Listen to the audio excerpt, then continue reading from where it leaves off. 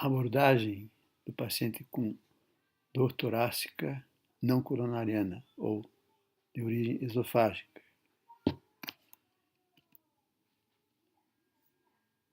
A dor torácica originada de distúrbios motores do esôfago, como o espasmo difuso do esôfago, pode ser constritiva, dilacerante e cólicas. Os dois órgãos estão próximos entre si e compartilham a inervação. A origem cardiogênica tem de ser analisada e excluída. Após se excluir cardiopatia como causa da dor torácica, aí sim é possível a origem esofágica da mesma. É possível que muita angiografia coronariana tenha sido realizada em pacientes com coronárias íntegras. A dor de origem esofágica é descrita como um aperto, uma queimação retroesternal irradiando-se para as costas, pescoço, mandíbula e braços. A dor pode ser precipitada pela ingestão de líquidos frios ou quentes, acordar o paciente e piorar durante períodos de estresse. Pode durar minutos a horas e ocorrer de forma intermitente ou ao longo de vários dias. Geralmente cessa espontaneamente e melhora com a ingestão de antiácidos. Uma avaliação mais pormenorizada pode trazer à tona outros sintomas esofagianos. O mecanismo da dor torácica causada pelo refluxo gastroesofágico envolve principalmente quimiorreceptores sensíveis a ácido. Uma possível consequência seria a dismotilidade, a qual provocaria tensão esofágica intramural e isquemia por um período de tempo crítico, chamada de mioisquemia. Outra possibilidade é a ativação de receptores termosensíveis, a explicar a dor torácica severa experimentada em certos pacientes com a ingestão de líquidos frios e quentes.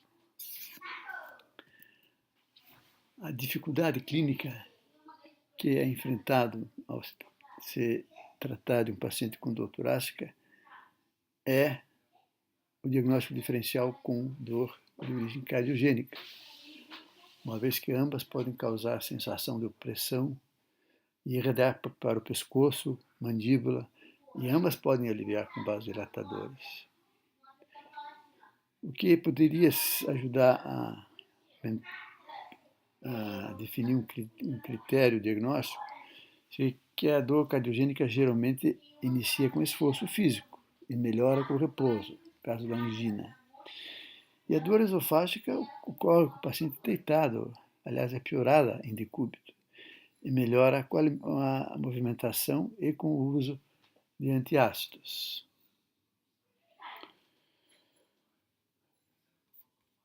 Em relação a outras causas de dor gastroesternal, a definição depende da doença de base, as características de doença de base que ditarão o diagnóstico. Por exemplo, no câncer de esôfago, geralmente o paciente apresenta uma dor surda, contínua, associada a emagrecimento e a graus variados de disfagia, geralmente ocorrendo no indivíduo de mais idade. Na doença do refluxo gastroesofágico, a dor é dita como urente, ou seja, ardente, em queimação. Na verdade, chega a ser uma acentuação da pirose. Alguns distúrbios motores do esôfago, como acalásia, chagas, espasmo difuso do esôfago, determinam uma dor que pode ser, como se falou, constritiva, em cólicas e dilacerante. Na síndrome de Mallory-Weiss, ocorre uma laceração longitudinal no esôfago distal, causado por aumento da pressão intraabdominal e vômitos incoercíveis, ou vômitos seguidos, protraídos. Geralmente, os pacientes apresentam hematêmese como manifestação mais relevante. Já a ruptura do esôfago, o síndrome de Boerhaave, é uma versão mais extrema da laceração do esôfago, ocorrendo laceração transmural. Também é precipitada por vômitos, causando aumento agudo da pressão na junção esôfago-gástrica. A apresentação clínica é de uma catástrofe, com choque e sepsis. A confusão com infarto agudo do miocárdio é grande. Na evolução, pode ocorrer enfisema subcutâneo e pneumomediastino.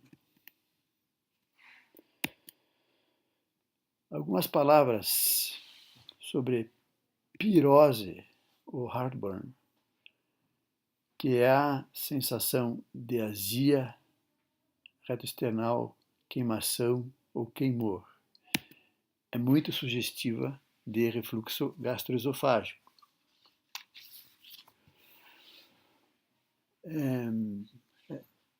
Ela tende a ser retroesternal, percebida ao nível do apêndice tifoide, mas pode irradiar para o epigastro e ascender até o manúbrio external. A anamnese pode identificar fatores relacionados com a pirose. Então, geralmente, ela é percebida dentro de 1 hora após comer, especialmente grandes refeições. Os alimentos envolvidos em sua gênese incluem aqueles que tendem a diminuir a pressão no esfíncter esofágico inferior. Por exemplo, os açúcares, o chocolate, cebolas, pimentas e alimentos gordurosos, além da hortelã. A própria fumaça do cigarro pode agravar a pirose por reduzir a pressão no esfíncter esofágico inferior. Alguns cítricos, tomates e outros alimentos ácidos podem irritar a mucosa inflamada do esôfago devido à sua acidez e piorar a pirose. A pirose costuma piorar com o decúbito, especialmente decúbito lateral direito. Piora também quando o paciente ganha peso. E piora com atividades que aumentam a pressão intraabdominal, como se agachar, calçar o sapato, o esforço da evacuação ou levantar objetos pesados. Ansiedade, medo e preocupação, por diminuir o limiar de dor, mais do que relaxar o esfíncter esofágico inferior, podem causar ou acentuar a pirose. Portanto, é a relação de pirose com drogas. Drogas que reduzem a pressão do esfíncter esofágico inferior são especialmente comprometidas, como a teofilina e os bloqueadores de canal de cálcio. E aquelas drogas que irritam a mucosa já inflamada, como os anti-inflamatórios não esteroides e os bifosfonados. A pirose frequente sugere uma deficiência dos mecanismos antirrefluxo. Né? Aqui se observa à esquerda uma anatomia da região do cardio, com os ângulos e a diafragma e o esfíncter esofágico inferior. No caso de uma hérnia de hiato, toda essa estrutura está localizada mais proximalmente e perdem-se os mecanismos antirrefluxo. Muitas vezes a pirose é acompanhada de regurgitação, que é a volta de alimentos não digeridos, mais à noite e quando se agacha. Pode ocorrer na doença de Chagas e na acalásia. É frequente na hérnia de hiato. Por vezes o paciente refere que sua boca se enche subitamente de um líquido claro, levemente salgado, chamado de water brush. Este material não é material regurgitado, e sim secreção da glândula salivar como resposta mediada pelo vago para a proteção do esôfago distal. Finalizando, favorecem a regurgitação, os mesmos elementos que favorecem a pirose. A citar a hipotonia do esfíncter esofágico inferior, as causas que levam ao aumento de pressão intraabdominal, a inclinação do tronco para a frente, o cúbito dorsal e lateral direito.